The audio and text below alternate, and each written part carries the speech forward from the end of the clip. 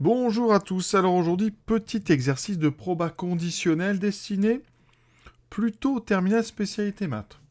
Les probas conditionnels, c'est au programme de première, mais ici un exercice qui a l'air simple, mais vous allez voir, il y a possibilité de se tromper, donc on va regarder un petit peu vraiment en détail quelle est l'erreur que commettent souvent les élèves dans ce genre d'exercice. Et ensuite, une deuxième partie très intéressante, on va faire une loi de probabilité, d'accord?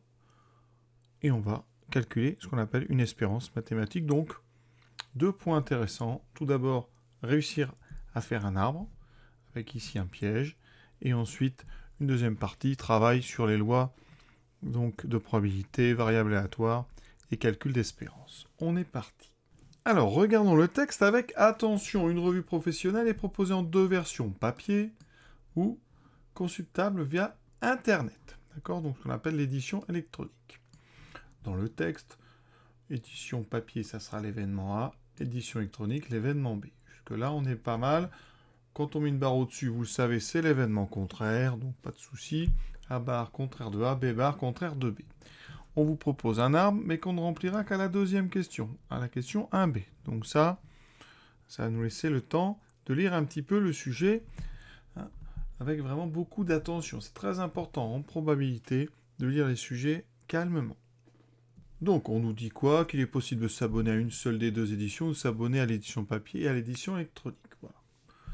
L'éditeur de la revue a chargé un centre d'appel de démarcher les personnes figurant sur une liste de lecteurs potentiels. Voilà. Et on admet donc plein de choses. Lorsqu'un lecteur potentiel est contacté par un employé, la probabilité qu'il s'abonne à l'édition papier est de 0,2. D'accord? Alors, la première question, c'est de donner des probabilités données. Ça, c'est un verbe important dans les sujets. Ça veut dire que vous n'avez pas de calcul. Ou peut-être au pire une petite soustraction. Mais vraiment, ça doit être direct. Donc ça, les deux choses qu'on vous demande, il va falloir les repérer dans le texte. Elles sont quelque part. Et donc, il va falloir trouver la probabilité de B bar sachant A. D'accord? Et ça se note donc probabilité de B bar sachant que l'événement A est réalisé. Donc ça, c'est donc la probabilité que... Alors B, c'est donc s'abonne à l'édition électronique. Donc B bar, c'est qu'il ne s'abonne pas à l'électronique, sachant qu'il s'est abonné donc à l'édition papier. Et ça, eh bien si on regarde bien, regardez la phrase qui vient, s'il s'abonne à l'édition papier, donc on est bien ici dans une condition A, la probabilité qu'il s'abonne aussi à l'édition électronique est de 0,4. Donc qu'est-ce qu'on nous donne ici? C'est la probabilité de électronique, donc B, sachant A. C'est donc ici P de B sachant A qui vaut 0,4. D'accord? Vous, on vous demande P de B bar sachant A, donc dans un arbre. Quand vous êtes en A, vous avez deux chemins possibles, B et B bar. Comme on ouvre comme ça deux chemins, la somme des deux doit faire 1. Vous venez de dire que dans le texte, on vous donne ce 0,4 qui est ici. Donc, l'autre chemin ici, c'est un 0,6. Conclusion, P de B bar sachant A, c'est donc 0,6. D'accord? Vous voyez, on l'a donné, on a fait juste une soustraction. On a fait 1 moins 0,4. Donc, on peut répondre ça. Première question, donc petit a. P de B sachant A est égal à 0,4. Donc, P de B bar sachant A est égal à 0,6. On peut tout de suite le mettre dans un arbre. Ici, c'est donc 1,04 et par soustraction, on fait 0,6. Pour bien comprendre, j'ai encadré ici deux propositions dans la phrase. On nous dit, de plus, 8% des lecteurs potentiels contactés ne s'abonnent pas à l'édition papier et s'abonnent à l'édition électronique. Alors le plus important ici, c'est ce qu'il y a entre les deux. Cette conjonction de coordination, c'est donc un « et » qui veut dire que les deux conditions doivent être remplies en même temps. Autrement dit, les deux événements arrivent en même temps, simultanément. Donc ici, on n'est pas du tout dans une conditionnelle. La preuve, c'est qu'on pourrait inverser le carré ici, le rectangle rouge et le rectangle vert. Ça donnerait cette phrase-là. 8% des lecteurs potentiels contactés s'abonnent à l'édition électronique et ne s'abonnent pas à l'édition papier. C'est la même chose, d'accord? Ça serait le même événement. Autrement dit, pour la première phrase, on aurait ne s'abonne pas à l'édition papier, c'est donc un chemin à barre suivi d'édition électronique, donc à barre suivi de B. Et ma deuxième phrase, ça serait B suivi de A barre. Donc tout dépend dans quel arbre vous êtes placé. À la fin, vous aurez trouvé à la fin du chemin l'événement A barre inter B ou B barre ici, enfin B inter A barre, c'est-à-dire la même chose. Donc dans notre arbre, nous, c'est un chemin A barre puis B. On est donc sur une intersection. Donc ce 8%, vous ne pourrez pas l'écrire dans l'arbre, sur une petite branche. Sur une sous-branche, vous devrez l'écrire à la fin d'un chemin.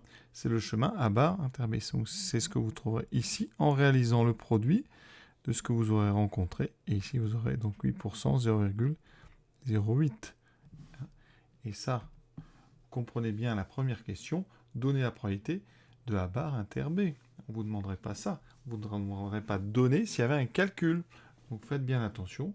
Ça veut dire que là, c'est vraiment pour mettre vraiment votre attention sur le fait qu'on vous donne en fait une intersection P de A barre inter B et c'est donc 0,08. Donc il faut vraiment sentir que là, le verbe donner, c'est une aide pour pouvoir bien traduire le texte sous forme d'une intersection et non pas d'une conditionnelle. Bon nombre d'élèves vont mettre ce 0,8 au mauvais endroit, c'est-à-dire ici, en considérant qu'on a donné P de B sachant A barre. Ça n'est pas du tout pareil. Et d'ailleurs, les résultats qui vont suivre vont donner raison, évidemment, à ceux qui ont bien traduit sous forme d'intersection. Maintenant, question B. On vous demande de reproduire et compléter l'arbre. Alors, il nous manque quoi dans l'arbre? D'abord, ici, on a A barre. Voilà. On a A ici qui a une probabilité de 0,2, donc A barre son contraire, complément par rapport à 1, on aura 0,8. P de A barre égale 0,8. Il vaut mieux le mettre sur sa copie, et dans notre arbre, donc on va indiquer un 0,8. Ensuite, là c'est difficile, et on vous a donné un indice juste avant. On vous a bien mis en évidence que ce 0,08, c'était le résultat du parcours du chemin A barre inter B. Donc, si vous voulez cette petite sous-branche ici, qui est pondérée par P de B sachant A barre, il faut utiliser une formule de cours. P de B sachant A barre, c'est donc, d'après le cours, P de A barre inter B divisé par P de A barre. Alors ça tombe bien, parce qu'on a exactement ce qu'il faut pour le calculer. Et si vous avez oublié cette formule, eh bien quand vous écrivez ceci, eh bien, vous voyez bien que le résultat final, on a dit que c'était A barre inter B, et on sait que, principe du produit dans un arbre, quand on parcourt un chemin, on multiplie les probabilités qu'on rencontre. Donc P de A barre inter B, ça sera la probabilité de ce chemin ici qui est A barre, fois celui-ci qui est P de B, sachant qu'on part de A barre, donc c'est P de B sachant A barre. Et en divisant ici par P de A barre, vous retrouvez cette formule. Elle est en fait dans l'arbre. Ça donne donc 0,08 sur P de A barre qui vaut 0,8. Et ça, ça fait un dixième, 0,1. Et donc, on a trouvé que ici, c'est un 0,1 qu'il faut mettre. Et en complément, ici, vous aurez donc 0,9. Et là, le plus dur est fait. Donc, il faut vraiment faire attention à traduire correctement les conditionnels et les intersections. Repérez vraiment les intersections dans les sujets. Et repérez aussi, eh bien, quand c'est le cas, eh bien, les verbes qui font et qui sont des indices pour que vous ne vous trompiez pas. Deuxième question, petit a. Calcule la probabilité que la personne contactée s'abonne à l'édition papier et à l'édition électronique. Encore une fois, là vous avez bien compris, il y a ce « et » ici, d'accord? Et là, ce « et », vous allez évidemment le traduire sous forme d'une intersection dans l'arbre. Ça veut dire que vous allez passer par l'événement papier, donc ça sera A, suivi de électronique, ça sera B. Vous allez donc parcourir ce chemin, autrement dit, vous cherchez P de A inter B, qui sera donc 0,2 fois 0,4, qui sera P de A, fois P de B sachant 1, donc 0,2 fois 0,4, et ça fait 0,08. Question suivante, justifier que la probabilité de l'événement B est égale à 0,16. Alors là, ça c'est des questions importantes. Si vous n'arrivez pas à retrouver 0,16 ici, c'est que certainement vous aviez mal traduit le texte. Donc c'est l'occasion aussi d'aller revoir ce que vous aviez fait avant pour corriger si c'est faux. Sinon, l'événement B, vous voyez que dans l'arbre, eh bien, l'événement B, vous pouvez l'obtenir à partir de deux chemins, soit le chemin A puis B, soit le chemin A bar puis B. Et donc, la probabilité de B, ça va être la somme des probabilités des chemins qui mènent à B. C'est donc ce qu'on appelle la formule des probabilités totales. P de B, c'est P de A inter B plus P de A bar inter B. A et A bar, ça forme ce qu'on appelle une partition de l'univers. Ce sont deux événements disjoints dont la somme fait tout l'univers. Donc ici, on a découpé B en deux événements disjoints. P de A inter B, mais ça sera P de A fois P de B sachant A, plus ici P de A bar fois P de B sachant A bar. Ça, c'est quand on découpe au maximum. Là, on n'est pas forcément obligé parce que ce dernier produit, eh bien, on le connaît déjà parce qu'il est dans le texte. Vous voyez, c'est ici 0,08. C'était une des questions dont on vous demandait de donner. C'était dans le texte. C'était les 8% qui étaient donnés dans le texte. Donc ici, il me reste à faire P de A, donc 0,2. Alors, on vient de le faire juste avant, par contre, oui, j'ai oublié. Ça fait 0,2 fois 0,4, qui fait, en fait, 0,08. Donc ici, on a 0,08 plus la même chose, ce qui fait 0,16. On tombe bien sur 0,16. C'est pas une garantie à 100%, mais c'est très bon signe sur le fait que vous ayez bien travaillé jusque-là. Et vraiment, je répète, si vous ne trouvez pas 0,16, il faut vraiment passer 5, 6, 10 minutes à refaire. Ça vaut le coup, parce que ça veut dire que si vous n'avez pas 0,16 derrière, ça risque de ne pas bien marcher. Donc il faut vraiment ici, c'est un signal d'alarme pour dire stop. Si je n'ai pas 0,16, j'ai mal traduit quelque chose ou j'ai fait une erreur bête, mais il faut la trouver. Troisième question, maintenant qu'on a tout l'arbre, on va calculer ce qu'on appelle une probabilité inversée. On va inverser une relation de conditions. On suppose que la personne contactée s'est abonnée à l'édition électronique, donc ça c'est B. On va supposer donc B connu. B est réalisé. Quelle est alors la probabilité qu'elle soit aussi abonnée à l'édition papier? Autrement dit, on cherche P de A sachant B. Et donc ça, c'est particulier parce que vous trouvez ça dans un arbre avec B d'abord, puis A ensuite. Et c'est la petite sous-branche que vous avez là. P de A sachant B. Nous, notre arbre, il est construit dans l'autre sens. Donc ça, vous ne pouvez pas lire directement dans l'arbre. Et là, on dit qu'on inverse une conditionnelle. P de A sachant B. On va utiliser le cours. C'est P de A inter B ou B inter A. C'est la même chose divisé par P de B. Et ça, c'est du cours. Vous pouvez le lire d'ailleurs sur ce petit chemin ici. Là, j'ai P de B. Le produit des deux donnera P de B inter A. Donc cette formule, elle vient de là. P de A inter B, on l'a encore, c'est 0,08. P de B, je viens de le calculer, on me l'a donné, 0,16. Ça veut dire que cette question, on peut la faire assez facilement, même sans avoir tout fait, puisqu'on a le 0,16 ici. Vous pouvez l'utiliser, même si vous n'avez pas réussi à le démontrer. Et 0,08 sur 0,16, ça fait 0,5, autrement dit 50%. Donc P de A sachant B, c'est 0,5. Partie B. Alors là, on passe donc sur une loi de probabilité d'une variable aléatoire ici. Qu'est-ce qu'on nous dit? Donc, pour chacune des personnes contactées, le centre d'appel reçoit de l'éditeur 2 euros si la personne ne s'abonne à aucune des deux. Donc ça, en termes d'événement, eh bien, vous avez bien compris que c'est l'événement A bar inter B bar.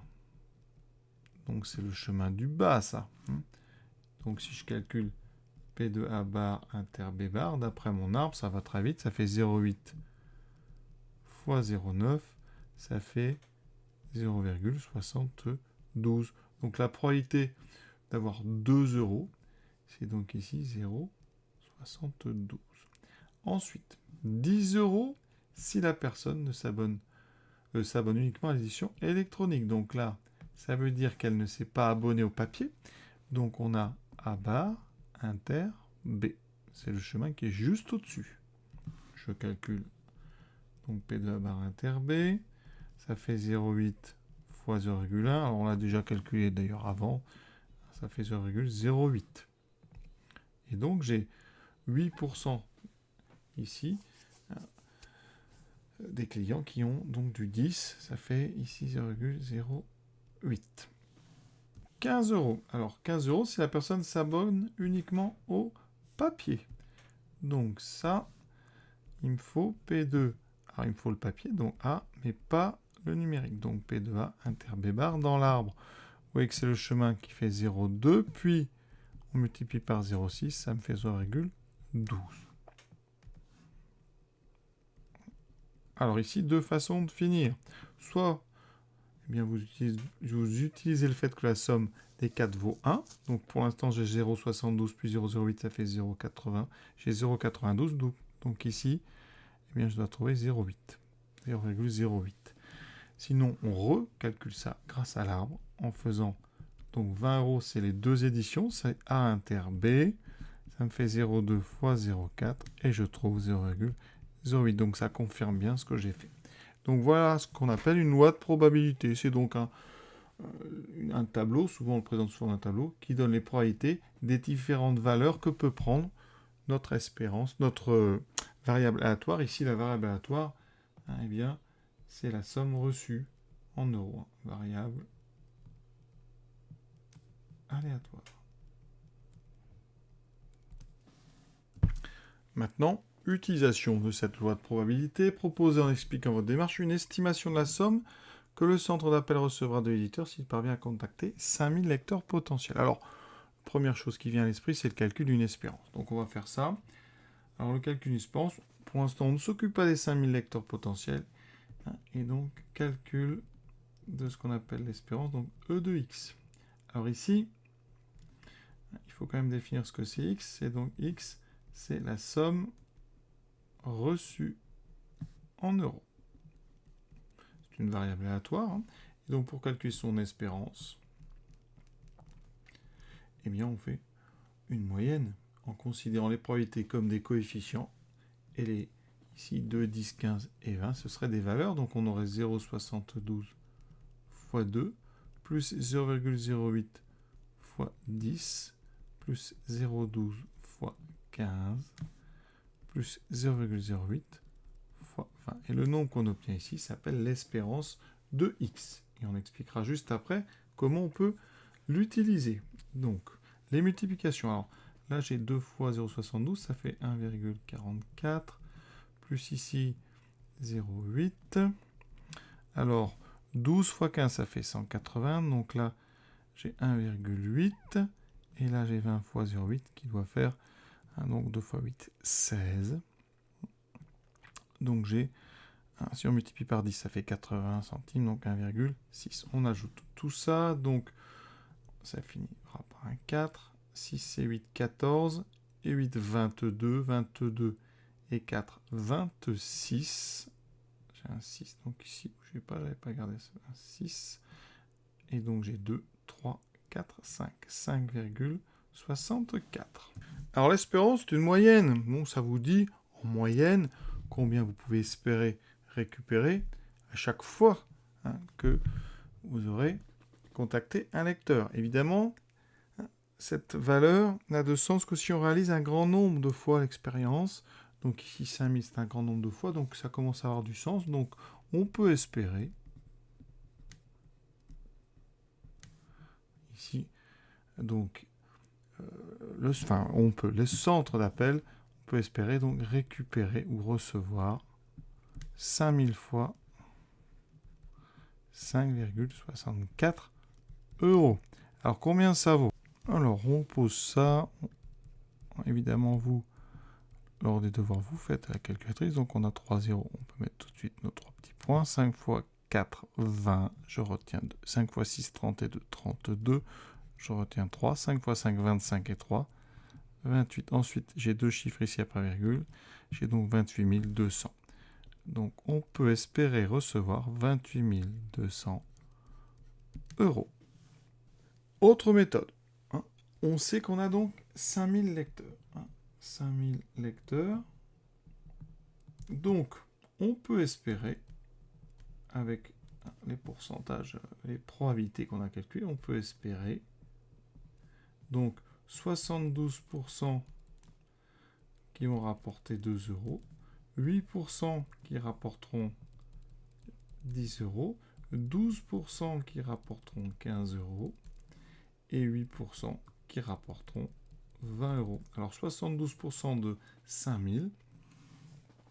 Alors, vous le savez, petite astuce, quand on multiplie par 5, si je fais x fois 5, c'est comme si vous faisiez x fois 10 sur 2. Donc, vous pouvez faire x sur 2 et vous faites fois 10. Donc ici, si je fais 72% de 5000, eh bien, je vais donc en fait diviser 72 par 2, 36. Et après, je multiplie astucieusement. Je trouve donc 3600 lecteurs qui rapporteront tous 2 euros, ce qui fait déjà 7200 euros.